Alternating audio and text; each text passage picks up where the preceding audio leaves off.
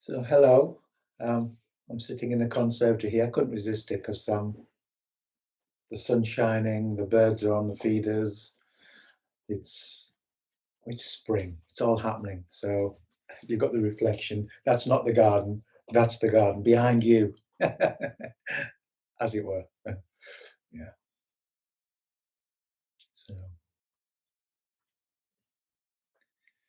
So it's another instalment of the A Year of Buddhism, and another tale from the Buddha's life. And this is one of my I say everything. I think I say this to most of them. One of my favorites. But I think this is particularly interesting one, and I'll say why. And I've talked about this before, but I want to unpack it a bit more. Okay, what else is in this? What else is in this story? And it's about the Buddha's response to grief.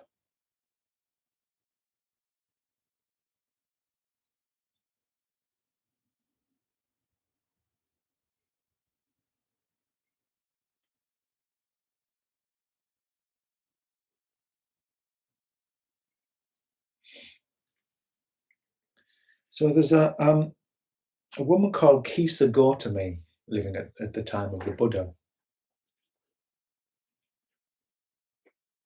and she has a child, and the child dies a few weeks after birth. And she can't come to terms with it. So she carries the dead child around with her in her arms. She's distraught, she's devastated. And she goes to, in even nowadays, but definitely in ancient India, there seemed to be a prevalence of teachers and gurus and magicians and miracle workers. And so she went to one of the local teachers and she said, can you bring my child back to life? That's all I want is my child back to life. And the teacher said, I'm sorry, I can't bring your child back to life.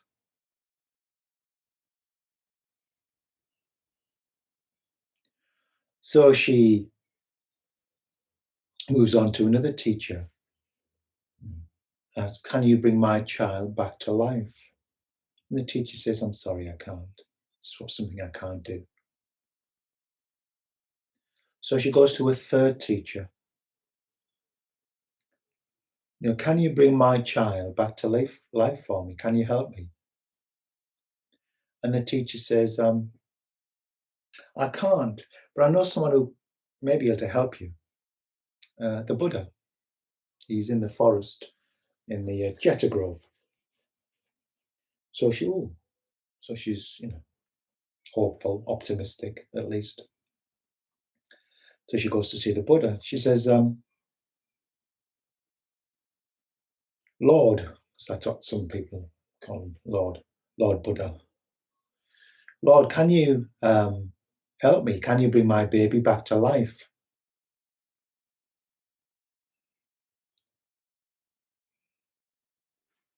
He says, yes, I can help you. So these are the words that you can help. He says, yes, I can help you. So he says, but before I do, I want you to go around this village and I want you to bring me a mustard seed and I'll help you. She says, oh yeah, of course, yeah. Mustard seeds are plenty in India. So she sets off going to the village and he says, one other thing, it needs to be from a house that hasn't experienced any death. Okay. So she's got the dead child in her arms and she goes to the first house and she says,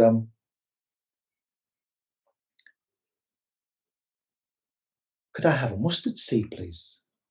And she tells him the story, of course. But just one more.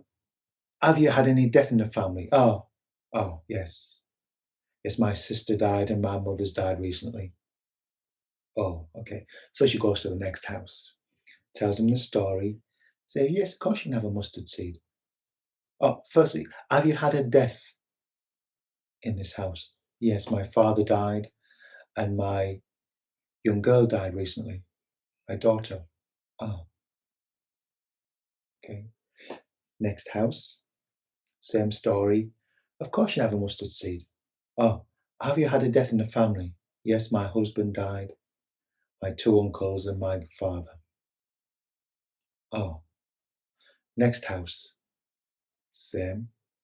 Next house, the same. She's halfway around the village and she has a realization. What was it? Take a few moments just to, what was the realization?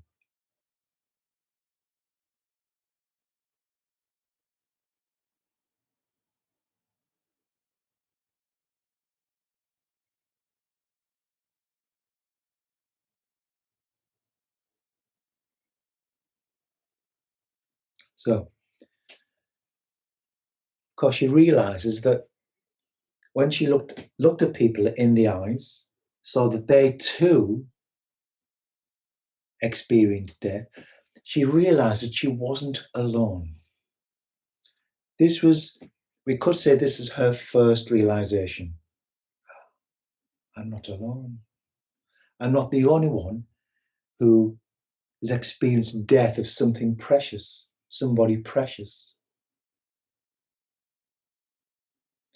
These people too are in exactly the same boat. Every family has experienced death.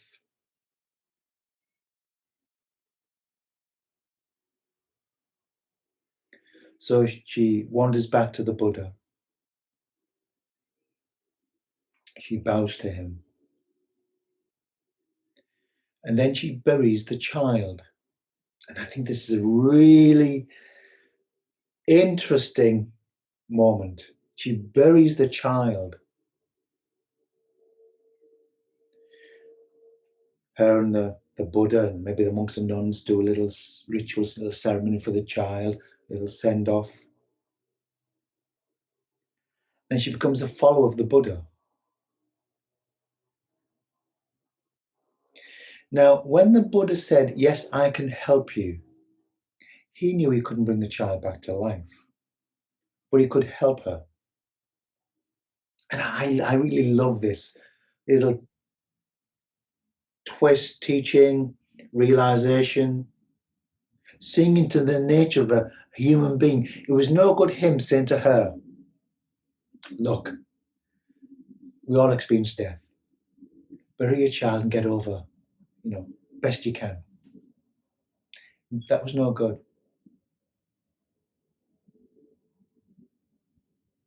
It wouldn't work. He wanted her to have the experience. The realization had to come from within.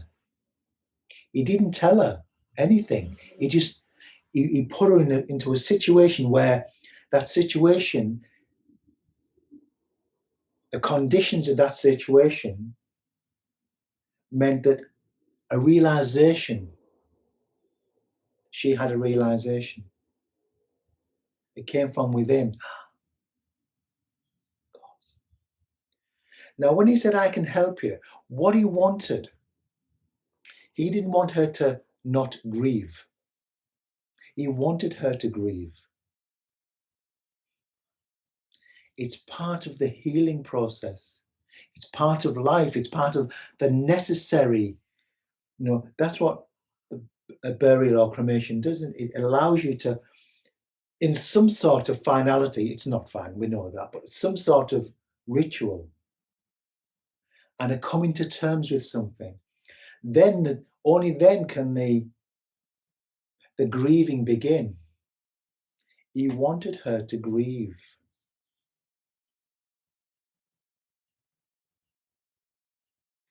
He didn't and doesn't because the Buddha's still alive. Ah, now what's Sarita talking about? No, I'll come back to it. Okay.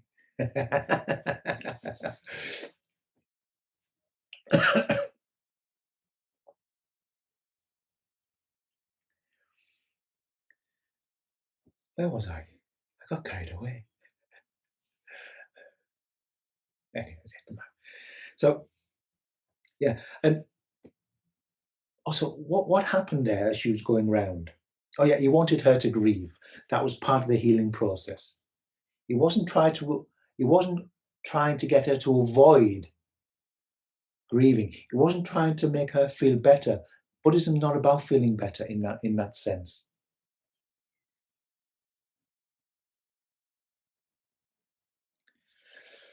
But he wanted her to look at people in the eyes and to see for herself that other people experiencing what she was experiencing, the loss of a loved one, the pain of losing a loved one. Now, what did that situation that or rather, let me put it another way, that situation gave the opportunity for something to arise. She had the realization, but something else.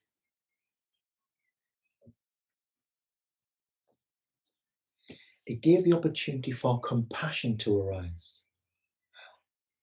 Oh. Instead of being consumed in her own pain, alone with it, now she, in a sense, she could embrace others with it, or she could be embraced by them with it. She could feel for others. Oh, oh. She could experience the arising of compassion to feel with, com, with, passion to feel with others, to feel for others. Oh, I'm not alone. Because when you're alone with your grief, that's when it's at its heaviest. Ah, ah.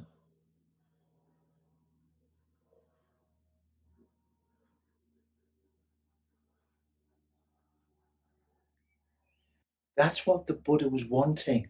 He's wanting her to see life as it truly is. He wasn't trying to sugarcoat it for her. He wanted to see clearly with her own eyes, with her own being, what was actually going on.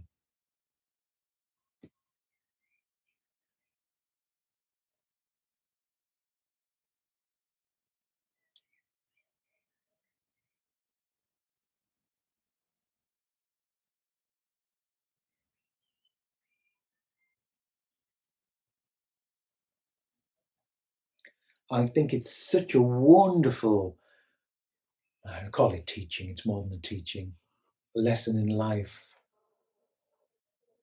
That he wasn't just going to spout forth words and teachings to, oh yes, well, all things are impermanent.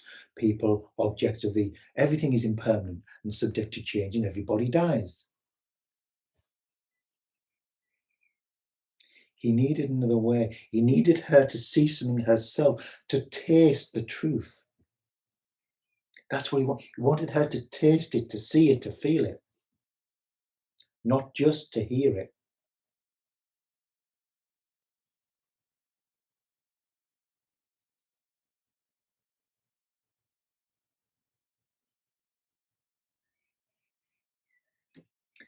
And she, as I say, she buried the child. She became a follower of the Buddha, and she too became what we say awakened or enlightened. And awakening or enlightenment is really seeing life as it really is. Seeing life, not being fooled anymore by the mind. That things should be different from what they are.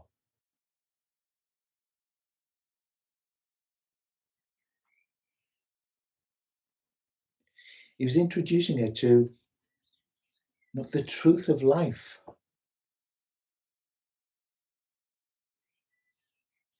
That things are impermanent.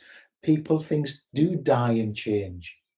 But he didn't just want to tell her. He wanted her um, to realize it in the very cells of her body.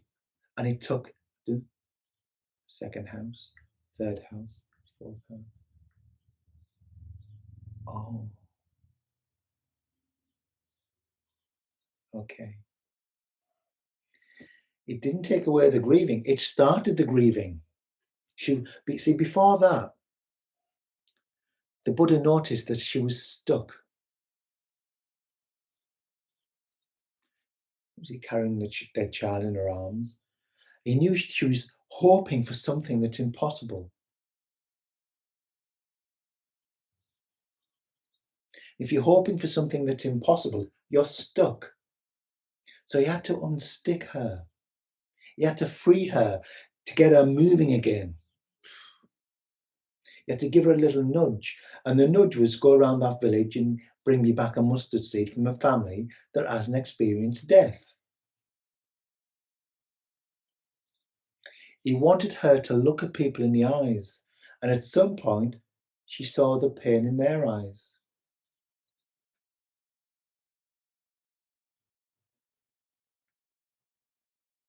You know, Buddhism is about the joy of life, but it's also about the sorrow of life. It's about life. It's about the whole of it. It's about life as it is, not as we wish it to be, not as we, not, it's not how we, not in the way we fantasize about life. We hope, in a sense. This doesn't, he took away her hope. See how hope was keeping her stuck? She was hoping the child could come back to life. She'd find somebody. She was hoping for the impossible. See, hope keeps us stuck. I know I know our culture's built on hope, for goodness sake. That doesn't mean to say that I just said to my friend this morning, I hope your business goes well. I'm not talking about, but when we base our life on hope that something is going to do it for us, something is going to come and make it work, or, zap it into goodness, or, somehow something is going to come along and make everything okay. It isn't. And he wanted her to see it. See, the thing is, if you give up hope, we see through hope, we also give up the opposite. What's that? Hopelessness.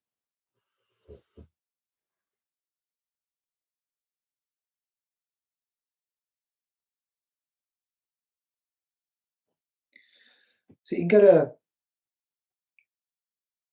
let's say we got a disease and an illness. You can hope all you like that it's going to get better. But what you're better off doing is going to the doctor or going to the hospital and actually taking the medicine.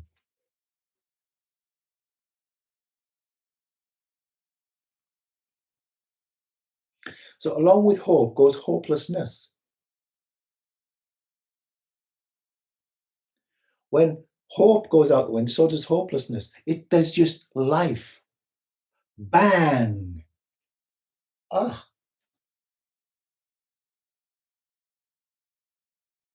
See, there's nothing wrong with life, ever. But our thinking makes it so. Similar to what? Was it Shakespeare? Yeah. Nothing is good or bad, right or wrong, but thinking makes it so. It was a hoping, a fantasizing about the impossible. And we are hoping for the impossible. We just don't quite realize it. Nothing's going to come along and make everything okay for us.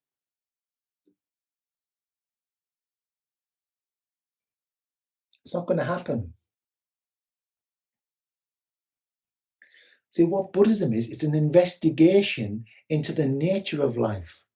That is what frees us from suffering. Pain still arises. The Buddha experienced pain.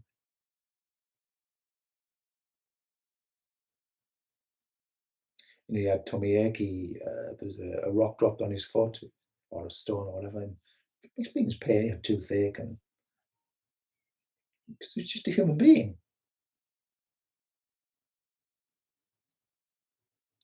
But the Buddha had seen life as it really, as it was seeing life as it really is. See, Buddha means awake, awakened the quality of being awake. And that's inherent in all of us. That's why I say the Buddha is still here. Not the historical Buddha, not Gautama. That was his name before Siddhartha Gautama. That was his birth name. He's not still with us, but Buddha is. The awakenedness, the awareness. It's the same awareness that the Buddha had. Just the difference between the Buddha and, let's say, us, and this is, I'm not just talking about the historical Buddha now, anybody who's awake, and there are people who are awake now in this world, thousands, millions, okay? But they don't have halos and auras. Oh, they might have, but just like everybody, but everybody does. But what the Buddha had seen, or what we see when we begin to wake up, is we cease to live in the mind. We cease to live in the head. We don't believe all the stories that the mind churns. How many stories does it churn up a day? And they're all similar, day after day, the same stories, same scenario, same complaints, same mourning, same whinging, same criticisms, same condemnations, same judgments. He didn't take what goes on in his head to be reality. He was free. See, me, the self, that's tied up in that. Your identity is tied up with all this. That's why we suffer. Your identity is tied up with your thinking. And we know what thinking does. One single thought can ruin your entire day.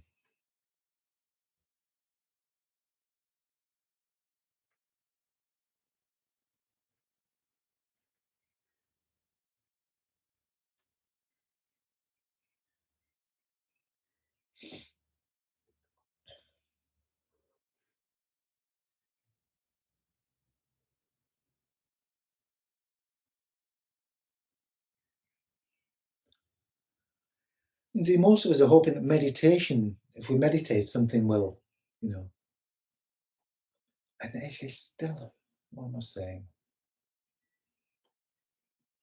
See, most of us have this attitude that I need to become something.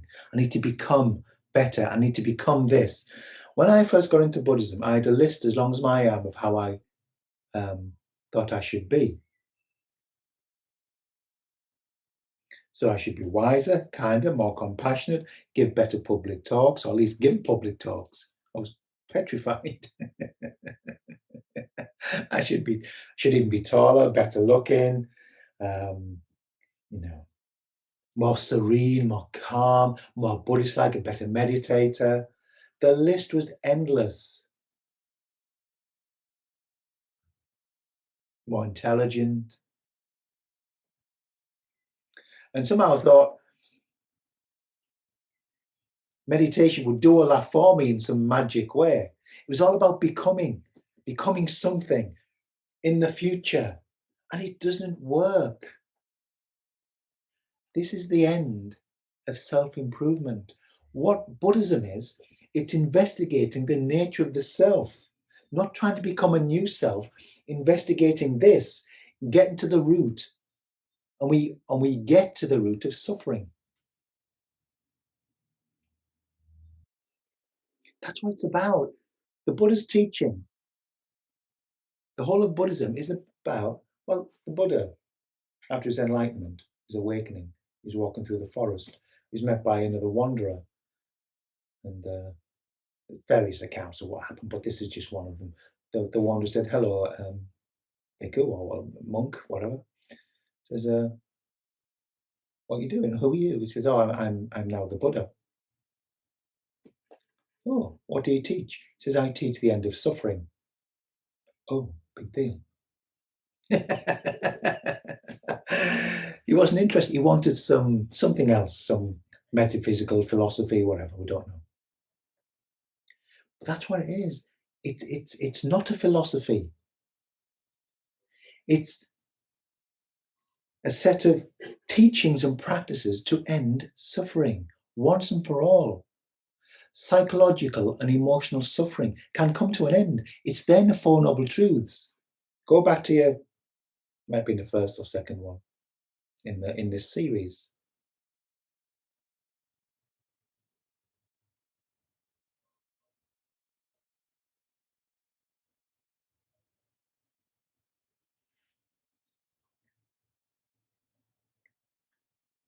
You know, that's what nirvana means. Nirvana is roughly translated as a kind of snuffing out of the flame of suffering. Suffering gone. All there is the joy of life. Now that doesn't mean to say you won't grieve when you lose a friend or a loved one,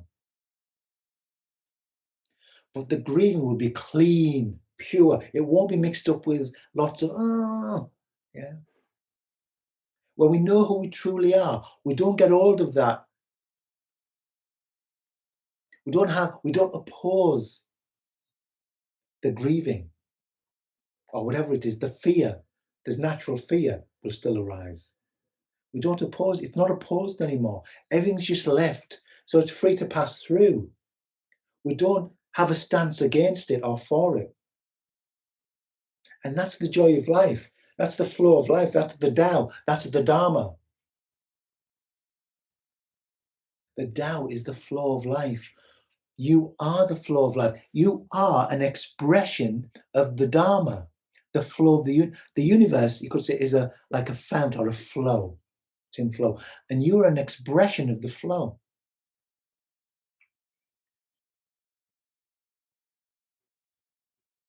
But what we do, and I love Charlotte Joko Beck's metaphor of the whirlpools. Like a whirlpool is it's a swirling mass of water because of a rock or a log in the water. So yeah, it's like you have two whirlpools, one here, one there. Now that whirlpool is just the river in a particular form. Never stops being the river. And this whirlpool doesn't look at that whirlpool and say, "Oh, that's bigger. I need to improve myself." But we do. We, in a sense, are similar to a whirlpool. We take form for a while. Life is a swirling mass of energy. Yeah. A swirling mass of energy, which takes form as trees, plants, dogs, cats, human beings. But we never cease to be this swirling mass of energy or winds of life, the energy of life. We never cease to be that. We're just in a particular form. Conditions come together and create this form, just like conditions created the whirlpool. So just as the whirlpools don't look at each other and start comparing and try to be a better whirlpool. But we do. We think we're not the river of life. We think we are separate from it. I'm separate from life. Life is something that happens to me. The whirlpool is not thinking the river is happening to me. Oh, I need to stop this river. I need to change it. I need to change the direction. I need to become strong or whatever. I need to put barriers up. I need to put the I need to control this river. See, that's what we try to do. We try to control the river of life. And it's futile. Absolutely futile. It's just exhausting. We have this view that if I get all my ducks in a row, everything will be all right.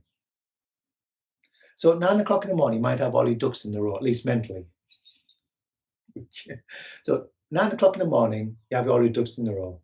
2 minutes past 9, life comes along and smashes them. Oh,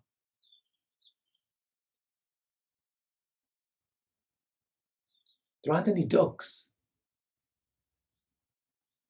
Leave them alone.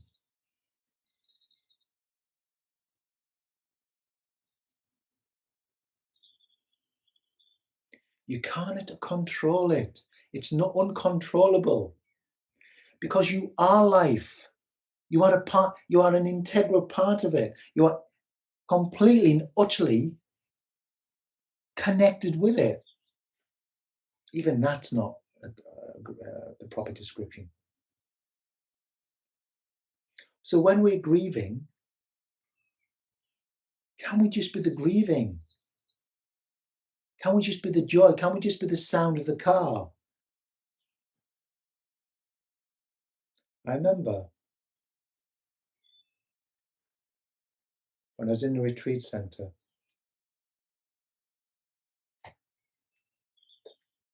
early 2000s, and I still had this idea that meditation is about getting somewhere, attaining something, you know, like being a Superman, a spiritual Superman.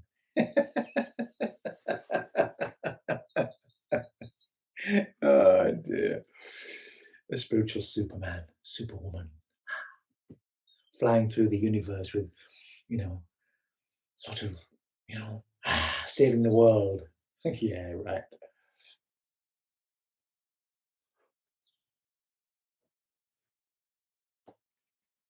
So I remember sort of stuff, and I remember coming across the Zen teachings of Charlotte Jokerbeck and another few Zen teachers, and actually getting some Zen teaching myself directly from one of my mentors.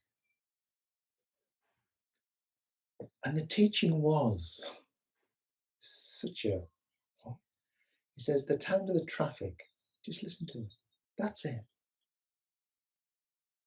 What? I'm I want enlightenment, supreme enlightenment. That's what I was after. Cosmic enlightenment. That's what I was after.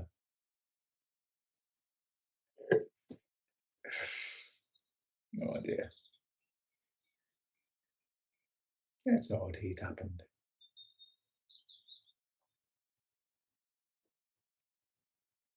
Life is this. And the orientation was back from these ideas I had about becoming to being, from becoming to being. Just listening to the sound of the traffic, or the sound of the pheasants it was then in the retreat centre, and the sound of the tractors.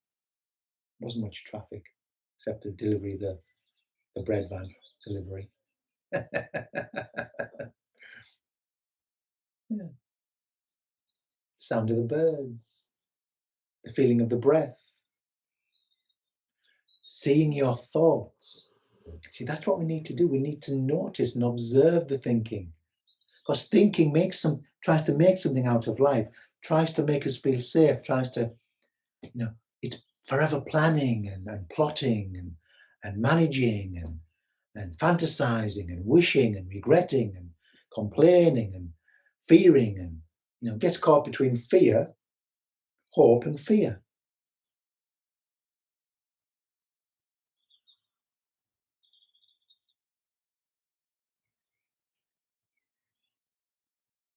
It's not good.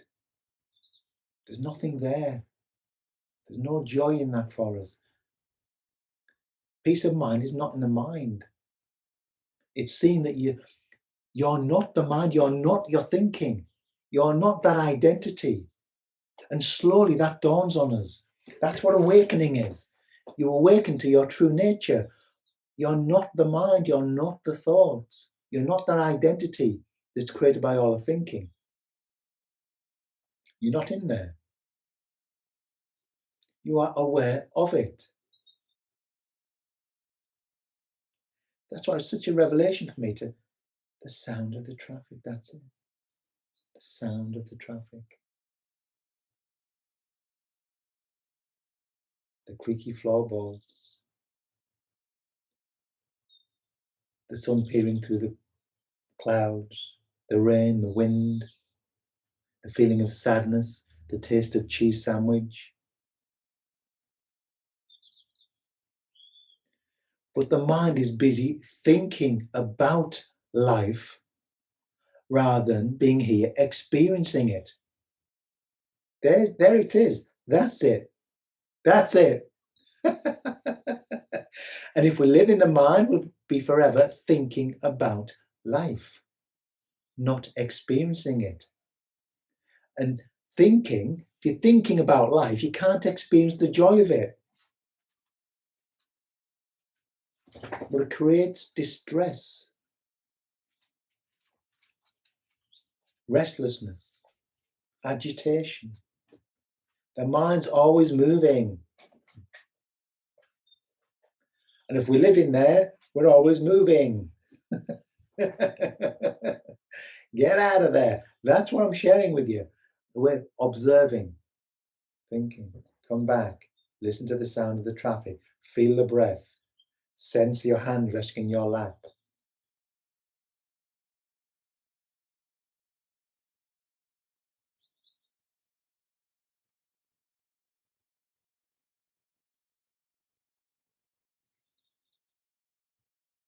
Simple. That's why I keep coming back to simplicity. There's nothing to work out. You won't work this out. It dawns on you what life is really is when you come out of the mind, when you're in presence enough that something begins to dawn.